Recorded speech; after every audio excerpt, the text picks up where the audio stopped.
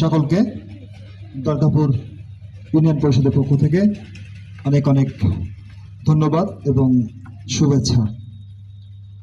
দেখুন, আজকের অনুষ্ঠানটি কিন্তু আমাদের মূলত আমরা যে পরিকল্পনাগুলো করি, এই পরিকল্পনার সাথে সংযুক্ত যে সকল সংস্থাগুলো স্টেক হোল্ডার বলা হয় যাদেরকে। স্টেক হোল্ডার হচ্ছে আমাদের সহযোগী। যেরকম আমরা এই রাস্তা করি, আমাদের ইউনিয়ন পরিষদের সহযোগী হচ্ছে এলজিইডি সরকারি একটা সংস্থা। তারা কিন্তু রাস্তার আমাদের প্ল্যান করে দেয়, আমরা নাম দিই, তারা কিন্তু পরিকল্পনা করে কীভাবে করতে হবে। স্টেক হোল্ডার হচ্ছে কৃষি অফিস। আমাদের এখানে কৃষকদের তালিকা করে দিই, কৃষি অফিস তাদেরকে কিভাবে সাহায্য করতে পারে, তারা আমাদের সহযোগিতা করে। আমার মনে হচ্ছে আজকে এখানে তাদের সরকারি সংস্থাগুলোর কাউকে দেখছি না, আসলে দুঃখের বিষয়। যাই হোক, সবসময় যে কাজটা আমাদের করা উচিত, আমাদের মুসলমান কেন সমস্ত ধর্মে বলা আছে পরিষ্কার পরিচ্ছন্নতা ইমানের অঙ্গ। আমার নিজের বাড়ির ময়লা যদি আমি আমার রাস্তায় বা আমার পথে আমার পানির ড্রেনের পর আমি নিজেই ফেলি, ডুবে তো আমিই যাবো, তাই তো নাকি? তো এই কাজটা কিন্তু আমরা সবাই করি। ময়লা কুটে নিয়ে দাম করে ফেলে দিয়ে আসছি রাস্তা অথবা ড্রেন। তা ওইটা যদি আমি একটা আলাদা জায়গায় ফেলি, তা ওইটা তো ড্রেনও নষ্ট হলো না, আমার জায়গাটা যেখানে ফেলছি সেখান থেকে দুর্গন্ধও ছুটলো না। এটা আমাদের করতে হবে।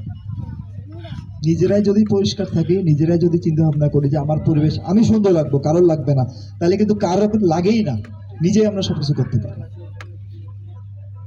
আমরা কাদের কাকার সঙ্গে কথা বলছিলাম, যেহেতু সামনে বর্ষাকাল, অলরেডি এখন বর্ষাকাল, হয়তো প্রাকৃতিক বিপর্যয়ের কারণে কিন্তু এখন বৃষ্টি নাই। আপনারা জানেন বাংলাদেশে কিন্তু দুইটা মাস বর্ষাকাল, একটা হচ্ছে জুন এবং জুলাই। এই 2 মাসে কিন্তু সর্বোচ্চ বৃষ্টিপাত হয়। কিন্তু দেখেন আজকে আবহাওয়ার অবস্থা, আজকে মাসের 17 তারিখ, এই 17 তারিখে এসে এমন প্রখর রৌদ্র কিন্তু অসহনীয় মনে হচ্ছে আমাদের সকলের কাছে। কিন্তু এটা কিন্তু আমাদেরই সৃষ্টি, জানেন আপনারা? এই যে রোদটা বা এই আবহাওয়া কিন্তু আমরাই তৈরি করেছি। কিভাবে করলাম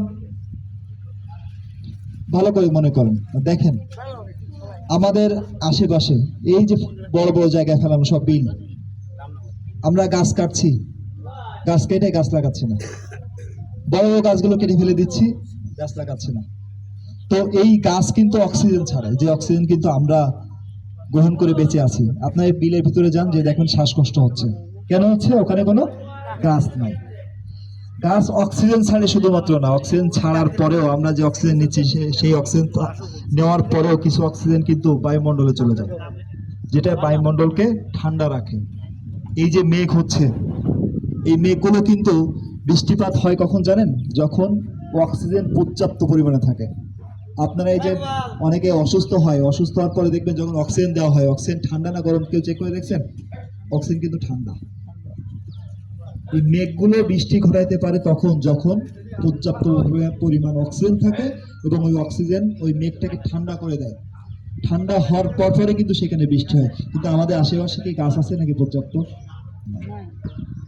আমরা এই নিজেদের পায়ে নিজেরা কুড়ুল মারছি, আমরা বৃক্ষরোপণ করি না, আমরা গাছ কাটছি, নির্দ্বিধায় গাছ কেটে যাচ্ছে। এই গাছ না থাকার পরে দেখেন, খবর নিয়ে দেখেন, ঢাকায় প্রত্যেকদিন বৃষ্টি হচ্ছে, সিলেটে প্রত্যেকদিন বৃষ্টি হচ্ছে, এই যে খুলনা যশোর করতে পরে প্রত্যেকদিন বৃষ্টি হচ্ছে। কেন হচ্ছে? সেই সব এলাকায় পর্যাপ্ত পরিমাণ গাছ আছে, কিন্তু আমাদের দক্ষিণ অঞ্চলে সব ঘের, বড় বড় বিল, এখানে গাছ নেই। আমাদের মাছ মরে যাচ্ছে, দৌড় দিচ্ছি ভাইরাস, কিন্তু আসলে তো আমাদের নিজেদেরই সৃষ্টি, গাছ নেই। আমরা এই ঘেরের আলগুলোতে রাস্তার পাশে যদি গাছ লাগাতাম, তাহলে কি আমাদের এই পরিবেশ এরকম থাকতো না? সবাই চেষ্টা করবেন বৃক্ষরোপণ করার।